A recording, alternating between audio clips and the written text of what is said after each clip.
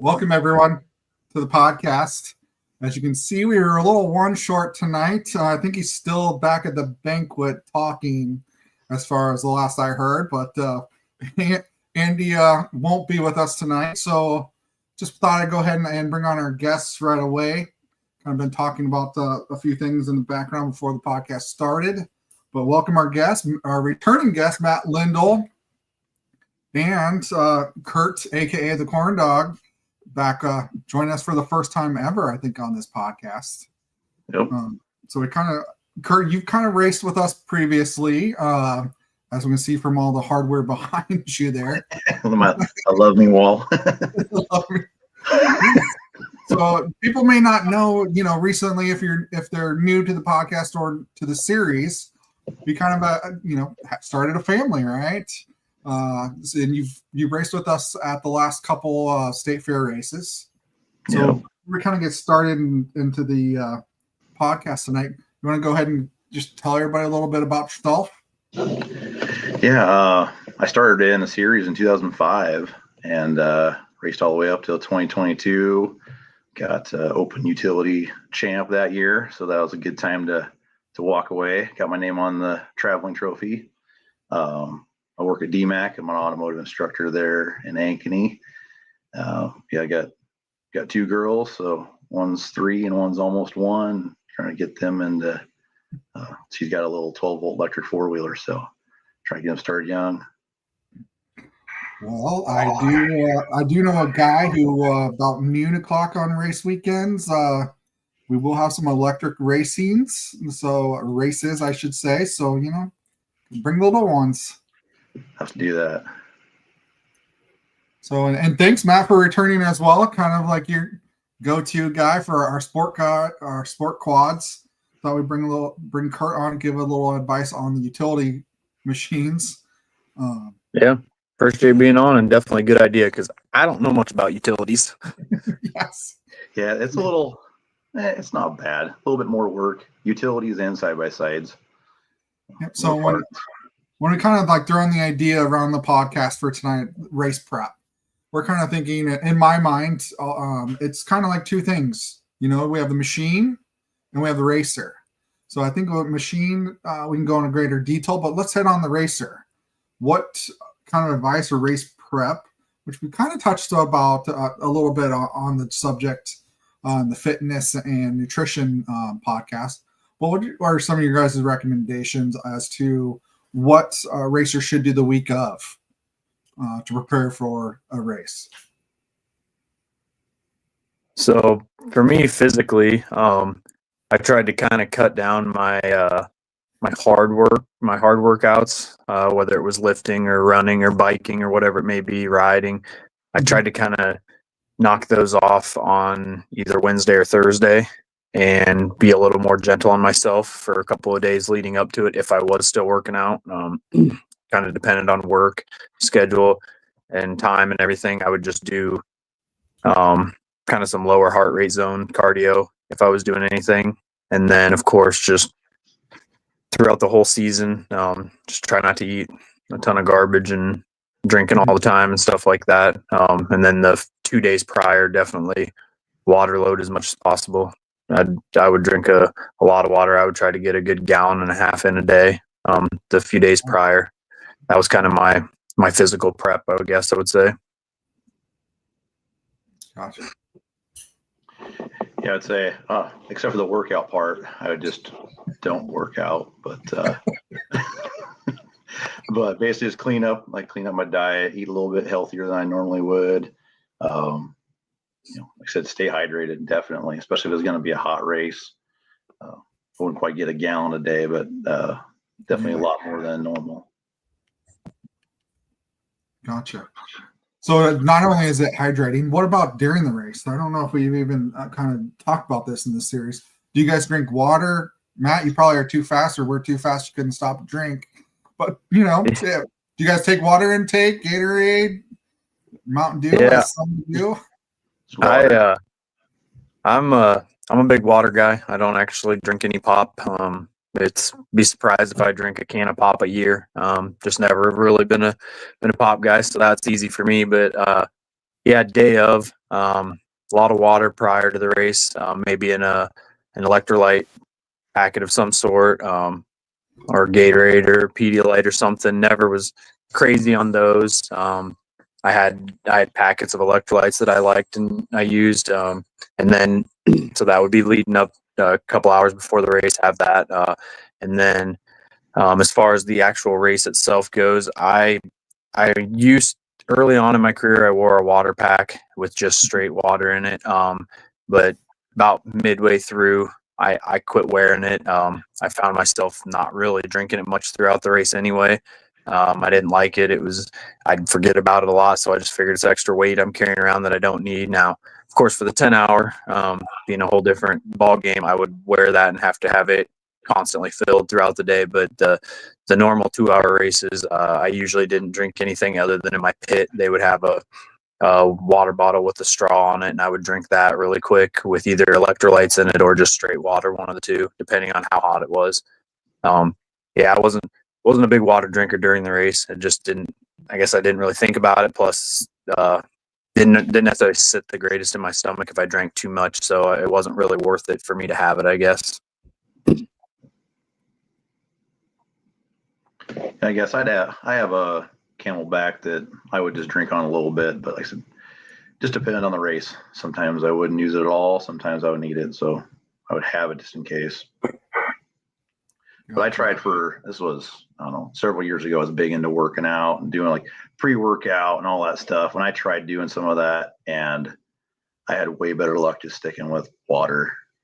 Some people go out there and they try to get all jacked up on pre-workout and everything else. Just didn't work out very well for me. Yeah, I'm not a big fan of those pre-race. They tend to have a lot of the pre-workouts with all the caffeine tends to actually do the opposite of what we want. It dehydrates you a little bit. I did the same thing. I played around with it here and there, and just kind of pumps your arms up worse, dehydrates you a little bit and stuff. So I don't recommend that to anybody on race day. No, I didn't supplement anything other than a hydration pack on race day. Mm-hmm. Good information. So I want to do a shameless plug. You mentioned the Heartland, Matt. Shameless plug that we will be doing the Heartland again this year. We announced it at the banquet. So it will be the 25th and 26th this year of July. So Matt, if you don't have anything going on that weekend, or even you, Curt, get the old boys ready back together. Get the old utility group back together and come out. So, but yeah, that was happy to get that announced. Making a comeback after taking a year off. Excited for that one. So, all right. So we kind of touched on the racer side. What, now machine side, so to speak. What kind of race prep or would Matt, would you do for instance? So for me, I would say I'm very particular, probably to an extreme, even for the pro level that I was doing. I mean, so I take my maintenance very seriously. I guess I do a lot of maintenance on the farm and stuff like that too. We don't hire much out, so I've kind of always been doing that and throughout my life, tinkering with cars and farm equipment and anything and everything. It's pretty self-taught. I don't have any formal schooling or anything like that, but I've always taken it very serious and taken a lot of pride in working on stuff, fixing it right and making sure that it lasts. So for me, it kind of came naturally, the race prep, and just the checking everything over. So where I would start, and I tell this to anybody that ever asks about it, and I think it is the most valuable thing that I did that I didn't even realize that I was doing at first. When I get done with the race, so say you just wrapped up with round one, and it's Sunday or Monday, whenever you're gonna wash your machine, I tear as much stuff as I can off without making the quad completely immobile. Unless you have that ability. If you have a wash bay wherever you're working on it, also great. But I would put it on a stand. I would take the wheels and tires off, all the plastics off, the tank off, of course, cap any of the holes so I don't get water in when I'm power washing. But I would disassemble, so when I'm power washing, I'm also inspecting. So So during my washing of the machine, I'm looking everything over. So my power washing of my four-wheeler and my gear and everything, it would take me hours to do, because I was also looking the machine over as I'm doing it and making notes in my phone or on a piece of paper of what I see, or what I think needs to be double checked when I get it actually into my shop. That I think really for me was very valuable. I think too many people just kind of gloss over the washing. They just get the hose out or power washer out and they just do a quick once over on it and call it good. And then they try and look it over, and then maybe life happens and you don't get to look it over as long as you wanted to.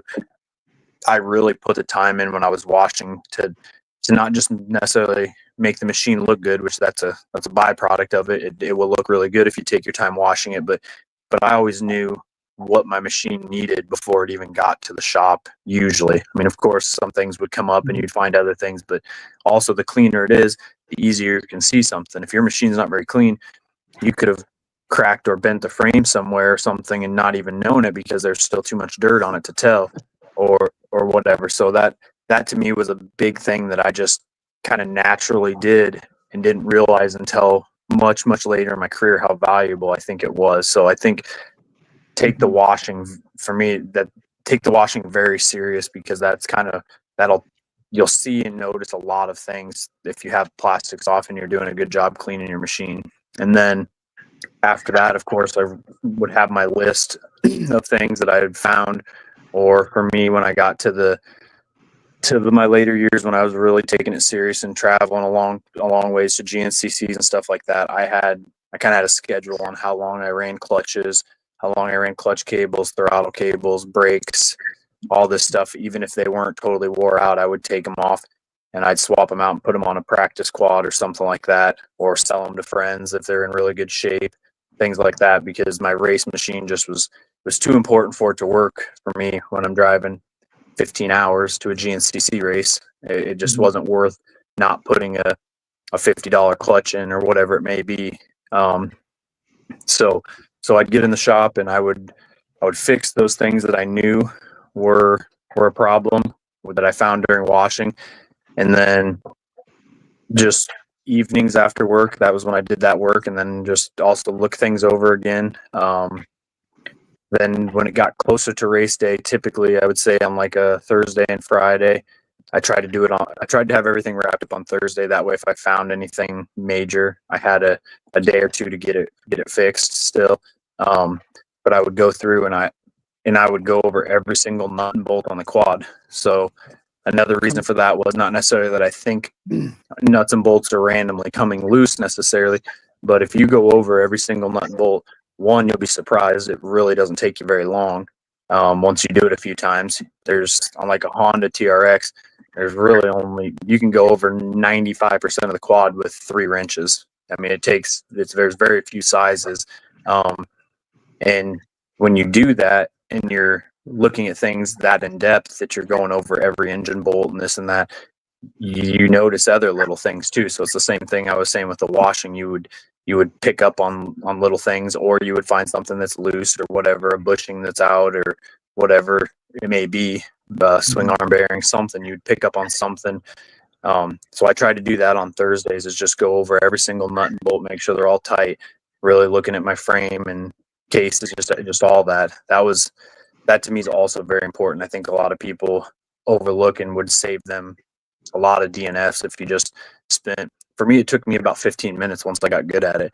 I knew what wrenches went where, and I would just go over and just be looking as I'm just kind of touching every bolt, making sure it's not loose.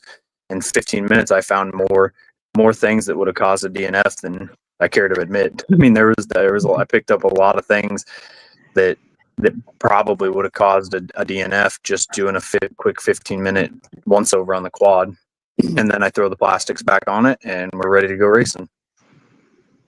Gotcha. Now, Curt, I know that you have a pretty extensive maintenance checklist that you follow. You want to kind of go through some of the things that you look at? Yeah, so same thing. The washing is definitely huge. On a utility, there's definitely more hidden areas. So it's about a 3-step process. You wash it, then you get all the plastics off of it, you end up washing it again, and then take skid plates off, wash it again. you can't get tipped up on end usually just because they weigh so much, but getting them clean. But then after I wash the quad, I make sure and grease everything. Anything that takes the grease gun, I go through, and that gets the water out of those joints so that it doesn't corrode inside those bushings, U-joints, any of that stuff. And then same thing, there's a lot more, probably on a utility, you find a lot more loose bolts. I mean, you got 1,000-pound machine that you're going way too fast through stuff, and just things come loose. Like on the Can-Ams, the upper control arm bolts would come loose all the time. Just little things here and there. Differential bolts would come loose, and so same thing. You just go through and Loctite everything. Check the nuts on anything and everything, because like Matt said, very particular on this, because you're going across the field section at 80 mile an hour and coming to the woods. You don't want something coming loose. You don't want a ball joint breaking, anything like that. And so it's really like, it's a difference of you going to the hospital or not, making sure that quad is in perfect shape. So just like Matt said, going through everything. On a utility, some things that are different. The belt is huge. So like a sport quad, you got a chain, you got a clutch. On Polaris and Can-Am, you got a CVT belt. And so that thing, every race comes off. You clean out all the dust.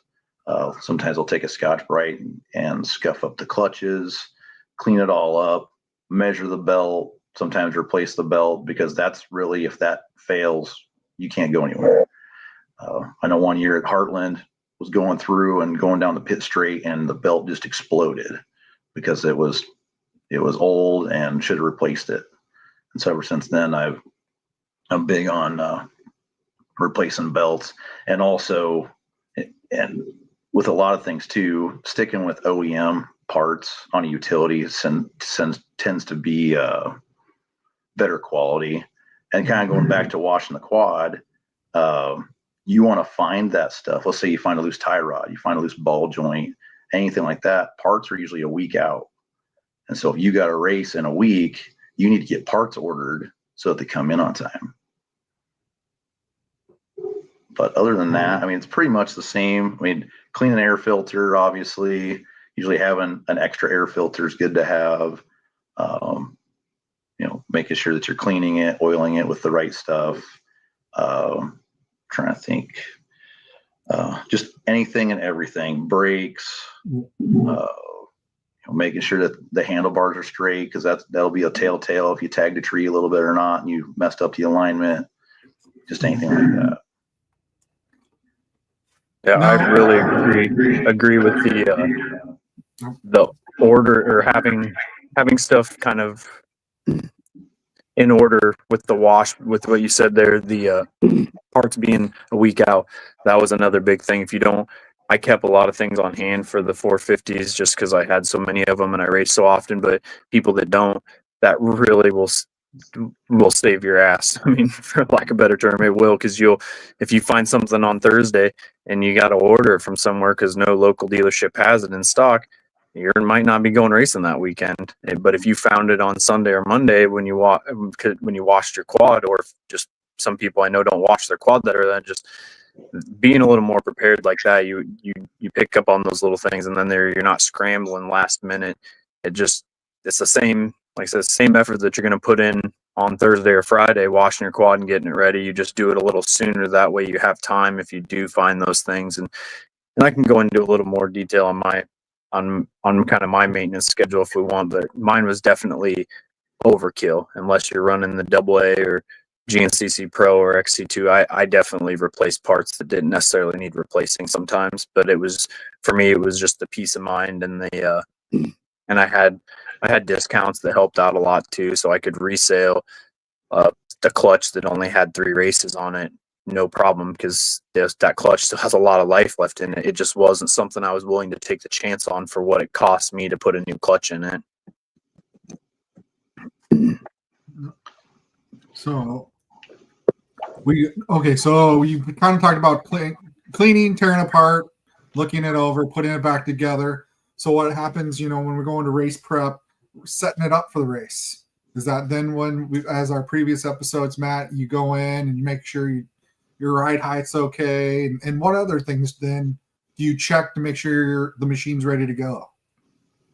Yeah, so for me, I had a strict schedule with pretty much anything, whether it was clutches, pistons, shock services, any swing arm bearings, A-arm bearings. There's not a lot that's greasable on the 450. I completely agree with that greasing immediately after washing. I do the same thing with all our farm equipment and everything. You get that any water that maybe has gotten in past the seals of your bearings or anything, I grease everything right after wash, within a day after washing it. That way you don't have any water sitting in there. But the 450s, there's really, you've got A-arm greasers and that's it on a 450. But I would disassemble my rear axle and grease that almost every race, because I had a taper bearing set up from RPM on that, and it would last, honestly, it could last a lifetime if you grease it every race. Those tapered bearings would. But if it wasn't a scheduled shock service, or I didn't bend a tie rod or replace tie rod ends, I usually didn't do anything more than just check ride height and make sure that it was all good.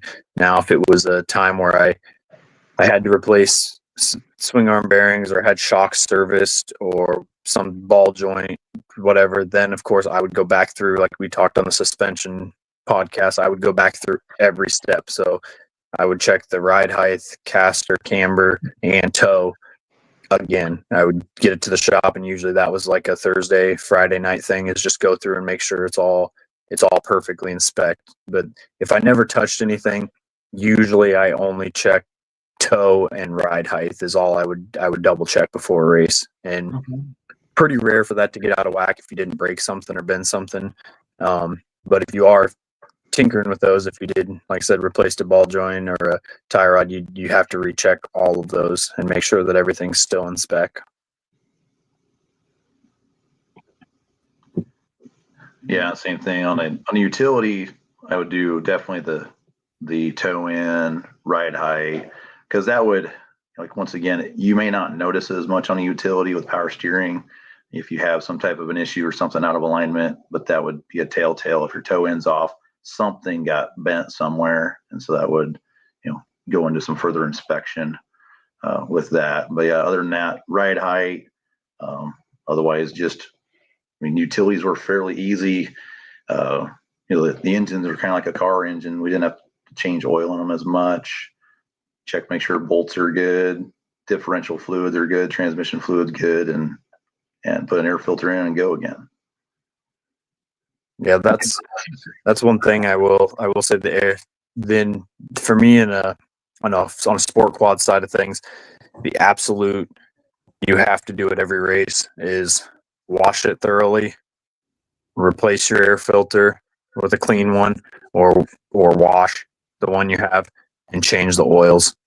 They're just, you don't hold as much oil for starters, and stuff's just too expensive in there. And that, in my opinion, for a quart and a half of oil, it's worth it to change the filter and oil, and definitely air filter. I mean, too many people I've heard over the years that just neglect their air filter. And to be honest with you, unless your engine oil is completely and totally smoked, the air filter is more important.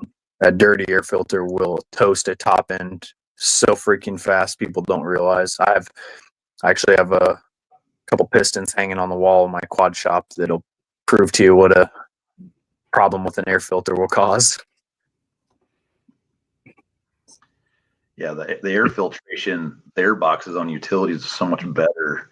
My oil will stay completely clean. I've only changed oil maybe twice in a season before, because, like I said, it's because the air filter.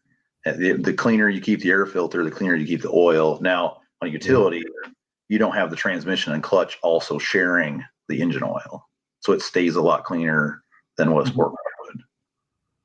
Yeah, that's a very good point.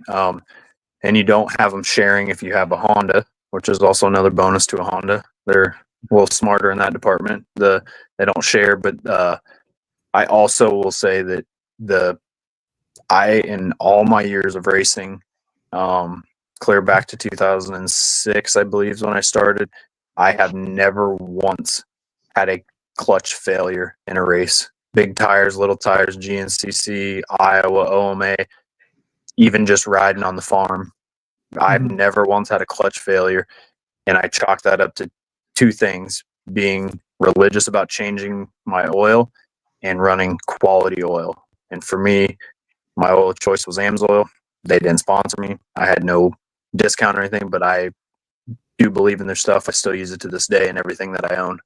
But it was, I would talk to guys constantly about clutch failures, and especially when we'd run what we called the monster truck tires. We'd run the big tires on the sport quads on a muddy race. Those were just absolute horrible. I mean, they were horrible on clutches. You got so much more rotating mass, especially once you put a tire ball or a tire spine or something like that in there, and then you get heavy mud. They were just a disaster for clutches, and I never once had a clutch failure. But I never raced a race. I never went into a race with old oil in. To me, it just wasn't worth in the Honda, it was 3/4 of a quart on the engine side, and it's a full quart on the clutch side. 2 quarts of oil. It's just not worth the $20, $25 in oil to me. It just wasn't worth it. You're driving, even if you're only driving an hour and a half to the race, it's not worth not changing your oil.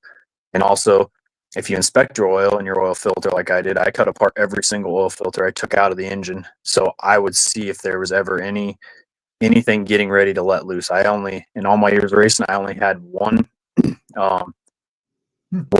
catastrophic engine failure where I dropped a valve, and that ended up being a manufacturer defect in the part.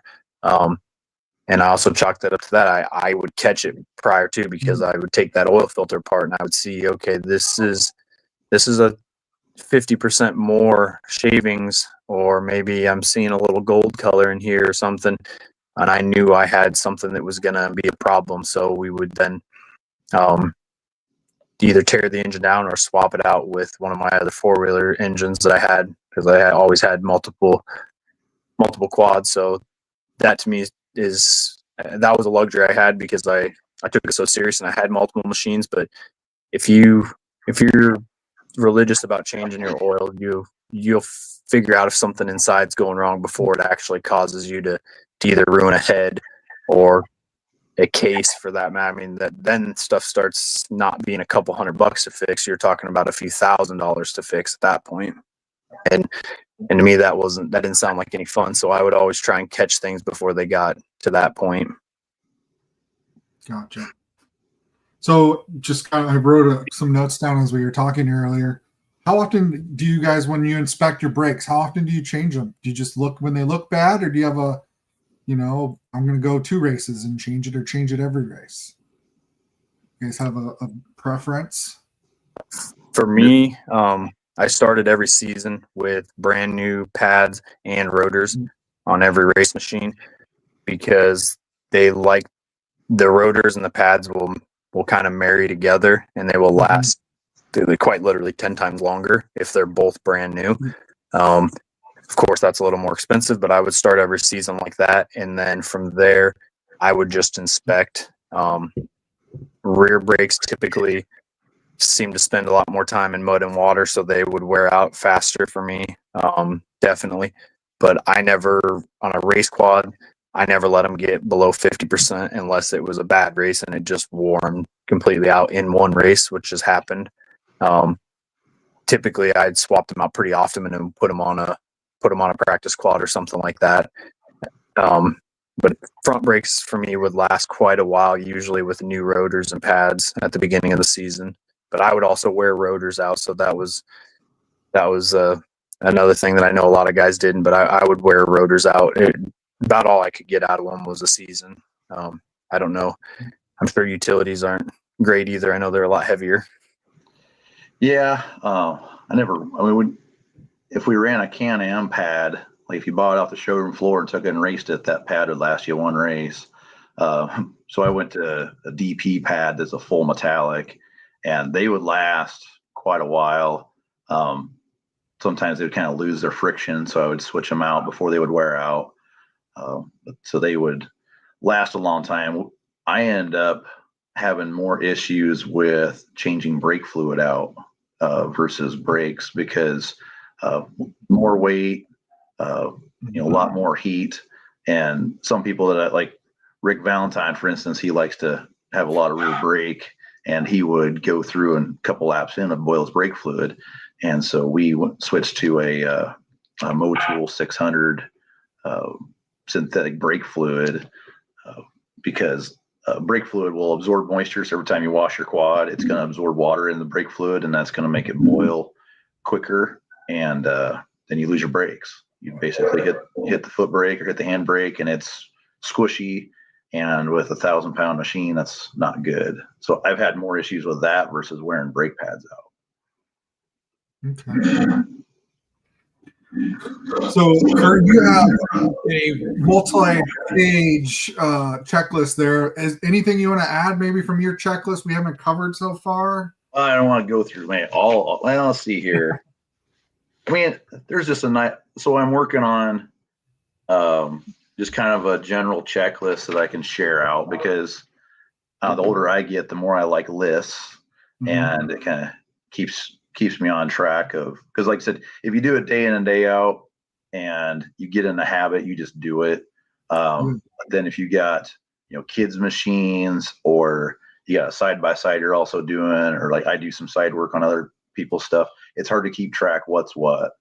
And so having a list, and so like I said, I can kind of go, we've kind of hit majority of the things on the list. Big thing, like clutch cable, making sure that your clutch feels free. They'll get stretched, they'll get frayed. Now, how often do you probably change clutch cables or throttle cables on your sport quad, Matt? Like I said, I was a little excessive. I did 6 races on clutch and throttle cables for my race bike, but those either, like I said, got handed down to a friend or a fellow racer, or on my practice quad. My practice quad, I mean, I'd run them for a lot longer, but I was very, very particular, and they do get a little stiffer as you use them more because you get more water and sand and all that stuff in there. But for me, mine was 6 races. I know that probably will sound crazy to most everybody that doesn't change them even in 2 or 3 years, but that was what I did. I would recommend for your average kind of middle of the road, say like B class rider, I would just say put a new one on every season. They're not that expensive. And it could save you either breaking one, or it could save you from getting arm pump because it's too stiff. I would say just do it every season. Other things I would check, engine wise, is look at either the carburetor, the boots, or even throttle body boots on a fuel injected machine. Around the hose clamps, they'll get a crack in them, and then all of a sudden you'll get some kind of ghost. It'll idle too high, have some weird drivability issues, and so I've had that bite me a couple times, and so I keep track of after washing. I'll look in around the hose clamps, around the air filter, the carburetor to the engine, the throttle body, all of that, just to see if there's issues. Because I had one where it actually had a motor mount fail, and it let the engine flex around, and it cracked the boot, and then actually was sucking dust into the engine because it wasn't filtered air, and that caused basically a top end to go out. So just some different things like that. Trying to battery maintenance, maybe putting your battery on a tender if you're not going to ride, definitely over the winter, but even in between, especially if you're on 24-volt system, the second battery doesn't get charged from the charging system, so you need to keep it charged up. Otherwise, at the line at Carlisle one year, I was running a lithium second battery, and it went out, and smoke started coming out from below my seat, so I had to hurry up and unhook it before it set on fire. So even things like that. Been there. Yeah. So speaking of like burning up parts and kind of going through parts, what are maybe some items you might take with you to the race? Tools, extra parts, extra tires, maybe? What?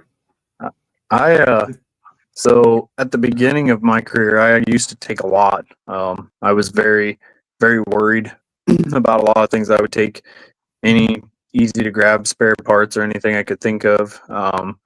And tools, I would actually take an entire small toolbox that had most anything I needed in it.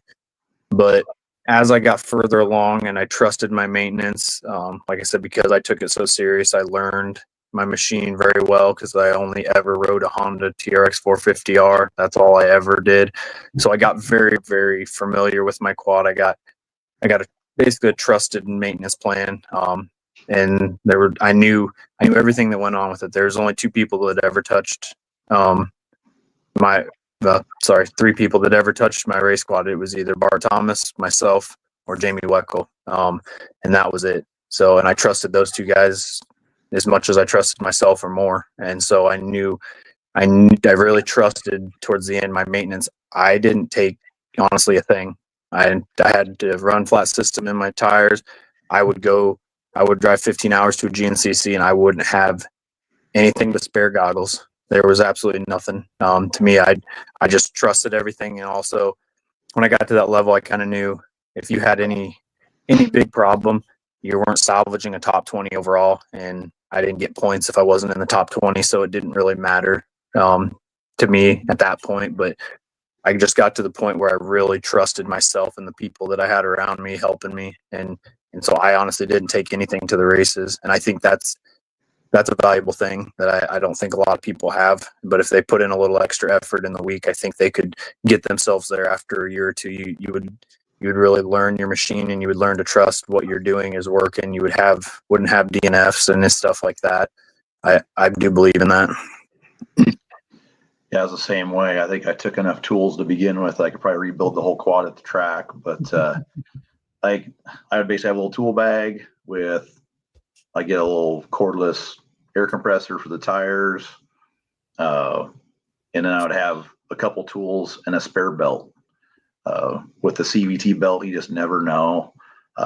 It could look good. You could go through a muddy patch and hit the throttle too hard in some mud and get the belt hot and end up having a belt failure. So I always had at least that. But like Matt said, you get your stuff ready. If something happens, you're not going to fix it at the track beyond that. So it's not use taking the entire garage with you. Well, let's shift gears. Getting some feedback here. All right. So let's shift gears. We talked about the Heartland coming back this year. So is there any race prep that you might do differently for the Heartland? Getting machines ready? Definitely. I took the Heartland very serious because I enjoyed it so much. And then I was also doing all 10 hours on one machine. So I took that race very, very serious. I replaced most every wear item on the machine. Any swing arm bearings, A arm bearings, I either knew that they were very, very new or I replaced them right before the race. Shocks rebuild, top end if it was even remotely in question. Of course, new tires, new brakes.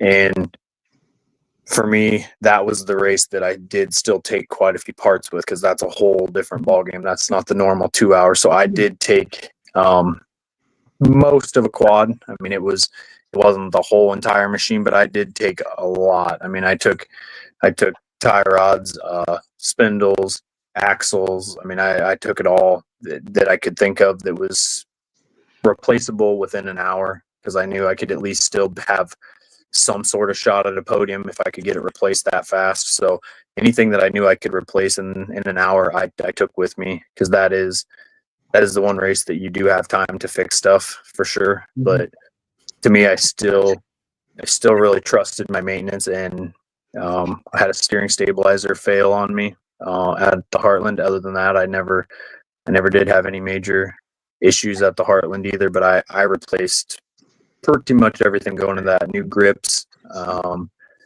changed every fluid. I did like the comment on the brake fluid. A lot of people overlook that. I know I used to. That I changed the rear brake fluid on the TRXs. You burn that up pretty quick too. That was usually about every 3 races. I would bleed rear brakes, and about every 4 or 5 for front brakes. But all of that would get fresh clutch, everything. And then even at the Heartland, for me, racing all 10 hours on one machine, we wouldn't change engine oil, but we would change air filters at least once, depending on how dusty it was. I know I got lucky 2 of the years that I raced wasn't miserably dusty, so we only changed air filter once throughout the day. But there was the one year that it was really dusty, and we went through a couple air filters. I don't remember the exact number, but it was more than 2, because that is, to me, is the most important part of the engine. If you don't keep that air going in clean, it's not going to last very long at all. Yeah, pretty much any wear item was new for the Heartland for me. Yeah, kind of the same. Definitely new belt. Going through making sure ball joints, tie rod ends, all that stuff is good. When I raced the 10-hour Ironman class, yeah, some of their stuff wouldn't be brand new, but just making sure everything's 100%. I did a lot of prep on wiring for the lights. Everything I do, I would solder. I didn't do any type of connections because I didn't want any point for failure. So I spent a lot of time with that, and a lot of time with, every light had a separate fuse, had a separate circuit. So then, if I had a failure, it didn't take all the lights down. It only took part of them down. Some other things would be, just going through, like I said, just going through kind of everything. Brake fluid, coolant, oil. Like I said, we would change air filters at least once. They were fairly quick to do that. Another thing too on the utilities, more than sport quads, is zip ties. Anything and everything that could possibly come loose got zip ties. So I've had 10 to 20 some zip ties that would hold different plastic pieces on. Because if you hit something just right, you'd have the hood come off. And so, like I said, not so much on a sport quad, but definitely the scramblers, the renegades, you would have zip ties. You would zip tie the seat down or use Checo's. Checo makes a seat latch, so you wouldn't lose a seat. I would switch. I wouldn't have a 24-volt system at the Heartland. I would put just the stock regular lead acid battery in it, or AGM battery, just so I didn't have a lithium with the extra load. I'm trying to think if there's anything else. That was the main things with the Heartland. Yeah, that's a good point on the securing things. I don't know how much you did on Loctiting stuff, but I would, of course, there was a few things that on the Hondas that were known to come loose, so I would use the red stuff for that. But every single bolt on my TRX, and it didn't matter what the bolt was, had some form of Loctite on it. If it wasn't known for coming loose and I didn't take that bolt out very often, I would use a much lighter duty Loctite. I don't want it to get stuck in there and have a problem in the future, but it had some form, whether it was green or blue or red, it had some form of Loctite on it. And then the known problem bolts would of course have red on it. But literally, when I say every, I mean literally every bolt except for the little Allens that, like, because I use locking grips and those were always a pain to get loose. Usually I wouldn't Loctite those because then you'd have to cut them off, which sometimes had to happen anyway for me. But it also gave me a little more peace of mind and not over tightening bolts, because I know a lot of mechanics, and I've been very guilty of it too. You over tighten things, and it's very easy to do. I actually forced myself to use the torque wrench almost a laughable amount, because I was bad about over tightening things. I would strip bolts out when I was younger like crazy. I've gotten much better about it now, but I used to. So the Loctite helped give me that peace of mind that I don't have to just wrench on this thing, which can be worse because you can actually break threads or crack threads, and then it'll end up coming loose even though you think you've got it extra tight. So I highly recommend people use some form of Loctite on almost literally every single bolt on their machine, even if it is just a lower grade like a green or something like that. So they make a new stuff. It's orange and it's high strength, but it's made so you can take it apart with hand tools. Really? So yeah, so that's kind of one that I've used. But kind of along those lines, people realize that the lock nuts are really only lock nuts one time. And so you take it off, put it back on, it's no longer lock nut. And so that's where, you need to put Loctite on those. And I'm glad you brought up the torque wrench, and any machine I've ever owned, I've bought a service manual for it, so that you know what the torque specs are, you know what fluid level should be. And that's for anybody, if you're mechanical or not. It might be $100, or sometimes you can get a downloadable edition off the internet for $15-20. But having that service manual to help you might have a little bit of experience. You can usually kind of get most things done if you have a service manual. That's a very good point. The service manual is the best money you're going to spend all season. I guarantee it. And I know my good friend Jamie Weckel wouldn't mind me saying this, but him and I are completely self-taught off of the service manual on a 450. And I know there's a lot of people probably listening that have either leaned on Jamie Weckel or had him do stuff for him. And he's like he likes to say, he's nothing super special. He's just a guy that's read the manual, and it really goes a long ways. I mean, for me, that's how I taught myself. I bought a service manual years and years and years ago for a TRX 450R, and started wrenching on it myself and reading through the manual. Now, Curt, I think we were talking at the banquet that you use on some tie rods, maybe you double nut tie rods? Oh yeah, right? The inner tie rods on the Can-Ams would always come loose. And so if there was anything like that would come loose, not only would I maybe Loctite it, but I would just put 2 nuts on it and double nut it. Same thing on the upper control arms that would come loose. I actually I built a bracket that would hold those in place, just anything and everything that, things wouldn't come loose. I completely agree with that. And the Hondas are known for that too. The inner ones, I actually ended up sourcing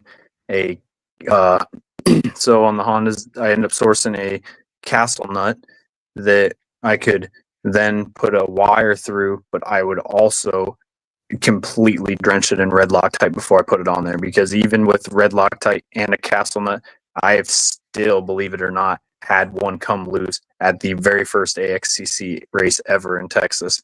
And it was, when I say drenched, I mean it was dripping on the frame below when I was tightening it. And in castle nut, it broke the wire, because the holes in the tie rod ends are so small that you can only use the finest wire in there, and it broke one and came loose. And if there would have been another lap in that race, I probably wouldn't have finished. It was that loose when when I was checking the quad over, and that was it's a known issue in the Hondas. I mean, people egg out the bottoms of their steering stems a lot and everything, and so that's a very good point. Yeah, double nut if you can, or like I said, I Loctite it and castle nut because there wasn't room on the Honda tie rod ends to double nut them. Gotcha. Yeah, and then other things too, like companies like B&R and Rick Checo, just making some parts that are better than stock. And some people eventually you break it, then you upgrade. But those two companies on the utility side, I think DeRisi makes a lot of good parts too. But like at the bottom of the power steering box, it's a tube, and if you tag something hard enough, it actually breaks that tube off, and you lose all steering. So there's a lot of things that you can do to upgrade the overall rigidity of the parts on the quad. Yeah, I agree. Those companies are good to kind of pick their brain too, that have a lot of experience in our particular sport. Those guys just have a lot of knowledge and have seen a lot of machines in and out of the shop and been around the sport a long time. So they have a lot of good knowledge too. Mm-hmm. Yeah. So we kind of talked before the podcast started, kind of my experience having 2 boys. I mean, we have the sport quad representative and the utility quads representative. For youth, we were kind of talking about how we can get how I basically got my boys more involved, that they had certain tasks that they were responsible for, like making sure that their gears were in their individual totes, and making sure that we would let them do tire pressure, so they're in charge of their own tire pressure, and capping off fuel. What other maybe things could you guys maybe think of that maybe it'd be okay to start getting the kids more involved on their own race setup to have a better understanding of the machine? Well, I don't have any kids currently, but I would recommend try and get them, depending on the age, but if they're old enough to kind of stay, I guess, involved with it long enough, I would try and have them at least out there in the garage anytime you're working on it, if it's possible, just so they kind of get an understanding of what actually goes into it as they get older. They don't take it for granted that my quad's just always ready, sitting on the starting line, good to go. They know it took hours to do, even if you're not necessarily having them do much as far as helping you wrench on it for a while. They at least understand that there is a lot of time and dedication that goes into getting the machine that prepped that perfectly. So that's a thought I've definitely had. And then, like you were just saying, start them out small. Checking air pressure, checking oil levels is pretty easy. Changing air filters is pretty easy. Just things that you can easily go back and double check and make sure they did okay. Just kind of let them do it, and then if they didn't do it right, show them what they need to do a little bit better. But yeah, that would be how I would approach it if I did have young ones racing. Yeah, exactly. And then maybe even have a torque wrench for them, because they don't know what tight is, and it depends on how old they are. But lug nut, lug nuts might be 40, 50 foot-pounds. Teaching them what is tight. Another thing I was thinking about is like clutch cable adjustment, or something little like that, where you could loosen it for them and they could feel the difference of, okay, if they're riding the quad, then they might know even before they come in the pits, like, hey, my clutch doesn't feel right. Just some little things like that of gear it towards more experience that they need while they're on their own on the quad out on the track. Yeah, I was just thinking clutch cable. I was thinking brakes. Loosen up the brakes so they know when it's a little too loose, and hey, Dad, I need this tightened up, or Mom, I need this tightened up for next one. Turn the fuel on and off, so they know where the fuel, how to turn it on reserve, how to turn it on off, because you never know. You might get in a hurry and you forget to turn their fuel on, and if they know how to do it, then it's easy. Yep. Checking chain tension would be, if it's a big enough machine that it has a chain and sprockets. That's a pretty easy one to check. And definitely for me it would be start out small with things that are easily checkable myself to make sure that they did them right, and explain you don't want to get them jumping right into changing brake pads or something like that, which isn't super complicated, but definitely not the place to start. That's when we're not out there on the track all the time, but man, when I see a kid kill a machine right by scoring, you run over and help them out. It's a lot of times it's the kill switch. They've hit their their kill switch, and they just don't know to check it. So it's like one of the first things we look at: kill switch, tether on, and then get them restarted again. But if parents took the time, or the kids just took the time to understand, and it might help them out as well. Yeah, and then keep it short too, because kids don't have a very long attention span. So if they get frustrated, then hey, stop. You don't want to make them do too much, and then they lose the fun part of it. Gotcha. Yep. Well, guys, I think this has been very helpful. I mean, hopefully everybody got something to take out of this one. Maintenance is key. Even race prep, getting everything ready to go with you. Make sure you got the equipment you need, or replacement equipment maybe on hand. I've seen a comment out here. I'll throw it up here real quick. We were talking earlier about the parts and changing, and the importance of kind of maintenance and going over everything. But it Kyle mentions having maybe extra things on hand, like tie rods, chains, sprockets, bearings, brake pads. So I know that, with our little 90s, there were certain things that we bought extra of. Tie rods were one of them because they were always bending a tie rod here or there. Chains, sprockets, brake pads. These are all kind of probably things that you guys keep on hand as well, or did keep on hand. Anything that we didn't mention or isn't mentioned here that you might want to just have on hand just in case parts are hard to find? I know Kyle pretty well, and I couldn't agree with him more. Those are definitely key things that I think every racer should have on hand, because they are wear items that can go prematurely. I mean, I had brand new chain and snowshoe on me snap on the first lap one year. I mean, you just never know. Sometimes things happen. You could be out doing your shakedown ride before you load it on the trailer and you could snap a chain or something like that. So I completely agree with that. Once again, at my level, it was a thing I took a little further than most. I had pretty much anything for a 450 besides a spare frame and case halves. I mean, I had pistons and everything on hand, but that was just my extreme. Plus, when I was racing 3 series, at the top level, it was a maintenance nightmare to say the least. I always had one quad in prep at least, if not 2. But I think those things Kyle said are definitely would be the key ones on the sport quad side of things. I think he hit all of the key ones. Of course, I think is a given. Oil filters and oil. I always like to keep a couple of those on hand just because you change it so often. Yeah, I mean, I don't spark plug was on that list. That'd be another good one to have extra of. I know one company that saved me several times is Power Sports Nation, because you might bend a control arm. A lot of our stuff is not aftermarket, and they'll ship in a day. So they've if you have something last minute, see what they've got. And sometimes I just call Cameron up and they'll have something they don't have online, and they'll get it sent out. Yeah. Our Sports Nation, huge asset to the series. One of our series sponsors as well. So yeah, always need parts. Like you said, customer service is great. Shipping, very fast shipping. If you need a part, sometimes the same day, they'll get it shipped out quickly. So yeah. Good resource. Sorry.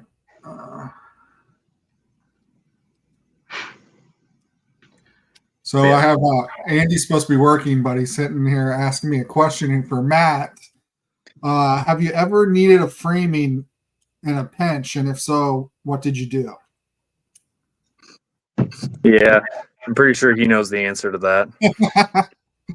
I may or may not have stole a frame from Andy and his boys at one point to get me to races, because I've been known. I'm a little bit bigger guy on the sport quad side of things.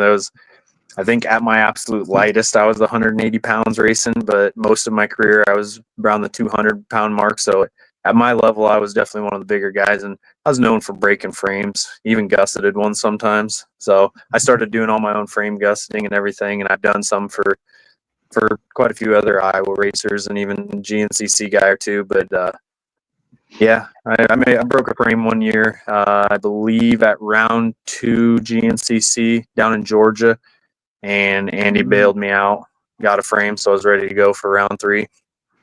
Wow, somehow you must have met the nice Andy. It was much appreciated, and it made it through the rest of the season. Actually ended up, I think that frame ended up going on and winning a couple of championships, or at least one. I can't remember. I think it won an Iowa and an OMA championship, if I remember correctly. Nice. Well, don't give him too much credit. He's not here. So thank you guys both for coming on. I mean, it was a very good topic tonight. Not the storyteller, as Andy can talk forever. We're at the hour mark. I think we're doing pretty good. I mean, lots of great information. Do you guys have anything in closing before I let you go you want to add? Curt, I know that you said you have this list out there that you're going to publish it, or if you want to share it with myself, I'll make sure to get it out there on our website. Or or Facebook rather, and Yeah. for everybody else maybe to use, because it can go both ways. You use for a sport quad and utility machine. It's just checking. Oh, maybe something I forgot to check that bolt or that area of the machine. Give it once over. So, And a lot of it honestly comes from the service manual. There's a whole maintenance section in there, and it kind of tells you, if you don't know time wise, when to do things. So that can help you as well. Make plenty of notes too. I mean, I used to have a 3-wing binder that I had notes in. It was my service manual was in it, and then it was my notes for my suspension settings, different things I tried, and things that I broke at certain races or this or that. So it was stuff that always was a good reminder for me to look back on, or know that that's kind of how I came up with things. Is on like the clutches and things like that, of how soon I wanted to change them. I would always kind of keep track of how long things would last, and then I would really push the limits of that on like a practice machine. And I mean, I would run insane hours on clutches and top ends and bottom ends and anything and everything, chain and sprockets on a practice quad, to just see how long. So if you have that ability to do something like that, I highly recommend it. So things can be pushed to that limit, but I wouldn't do it on my race machine. And then if you do, for me, it was really nice to have that. I have that ability to have two, so then I could take that not really worn out part off and still get use out of it. But notes never hurt anybody. And the other thing I would say is reach out to knowledgeable people. If you have somebody that you trust, or either one of us, I'm sure would be happy to help if somebody had a question. I know Jamie Weckel he's always happy to help people if you have a question or something. But just don't be afraid to try things and keep some notes for yourself. So, because every rider's different. Some people are harder on brakes, some people are harder on clutches, and so it really depends. I was pretty easy on clutches, I know, but I was pretty hard on brakes and things like that. So everybody's a little different. All right. Well, good information, guys. Thanks for coming back on the podcast. And I believe, Matt, you're going to be on again next week, right? Going to take over for Andy, right? I guess. Working on it. Next episode is going to be all about the race day. What we're going to do, day of the race, that we probably should have something. Well, we won't get into it, but yeah, we'll talk about race day efforts on the next one. So thank you guys for coming on. Andy should be able to return next week. He just got pulled away for work tonight at the last minute. We're getting kind of an ice storm here in Des Moines, and that's why the internet's been a little sketchy as well. But good information, and thank you guys both for joining, and we'll catch you guys next week. Thank you. All right, thank you.